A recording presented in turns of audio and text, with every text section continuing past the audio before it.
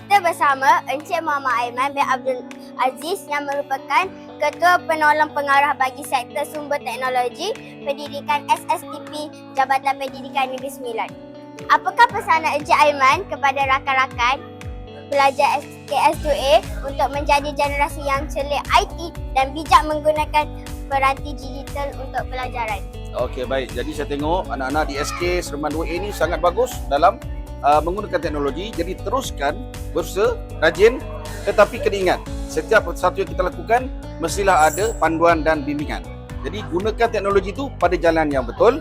Gunakan teknologi itu untuk mencapai sesuatu yang terbaik bagi diri kita. Dalam seperti kita buat tadi, kita nak jadi anak yang terbaik. Okey? Terima kasih Encik Aiman atas Sama-sama. nasihat dan kata-kata semangat itu tadi. InsyaAllah semoga berjaya. Okey, tahniah. Baik, Assalamualaikum warahmatullahi wabarakatuh. Jadi terima kasih kepada Felicia atas muramah ni.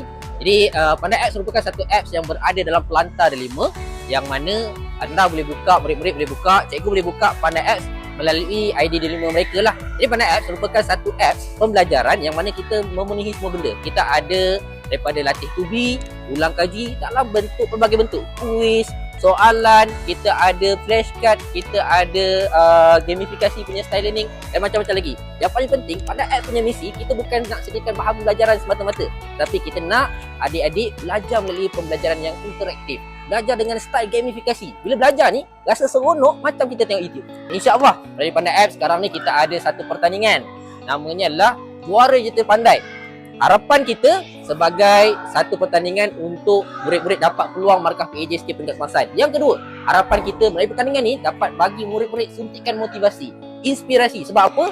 Juara Jeta Pandai ni kita sediakan hadiah bernilai lebih 350,000. Banyak tak? Banyak tak? Okey. Sekarang ni kita bersama dengan Abang Zaid Zawani.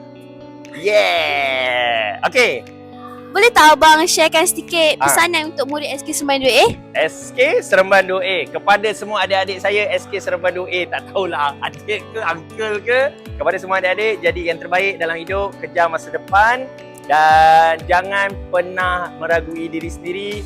Kejar sampai capai apa yang kamu inginkan dalam hidup. Yang pertama, pilih jalan yang betul, jangan sampai tersalah buat pilihan. Apa-apa pun, hormat mak ayah, solat jangan tinggal. Apa pun, kalau kita seronok main game pun, pelajaran tetap diutamakan. Do the best. I support you insyaAllah. Sarang ya. Sekarang kita beralih kepada tetamu yang dinantikan oleh semua murid, iaitu Abang Zulkifli. Abang Zulkifli. Okey Zulkifli. Okey, tak apa, kita sambung je. Okey, apa dia awak nak interview ni? Abang, apa perasaan abang apabila dapat turun padang dan berjumpa murid-murid di sekolah Mas An Seremban 2A? Perasaan Abang Hakim mestilah happy sangat-sangat. Adik-adik semua sporty, seronok lah. Semua bagi kerja sama. Terima kasih banyak-banyak. Okay. Okey, jawapan sangat menarik. Yeay, menariknya. Okay, macam mana nak bahagikan masa. Macam Abang Hakim memang suka main game. Dan dekat dalam Pandai tu, okay, bukan setakat boleh belajar, tapi boleh main game juga. Dia seronok lah. Okay, adik-adik dekat situ boleh belajar nota. Okay, ada video pembelajaran, ada soalan latihan. Okay, bila-bila masa boleh belajar dekat situ. Memang seronok tau. Lagi satu, cara nak bahagikan masa tu, macam Abang Akil ni suka main game. Jadi Abang Akil akan contoh belajar dulu sejam, nak berehat, kita main lagi game sekejap. Macam dalam Pandai tu semua ada, so tak penat. Okay, otak tak adalah stres nak belajar semua benda. Nanti otak kita stres kan nak belajar banyak benda. Okay, dalam Pandai tu pun banyak benda kita boleh belajar. Jadi makin seronok lah. Semua silibus dekat sekolah tau. Dengar tu kawan-kawan, betul cakap Abang Akil. Main pun main juga, tetapi pelajaran pasti diutamakan. Terima kasih Abang. Sama. Bye.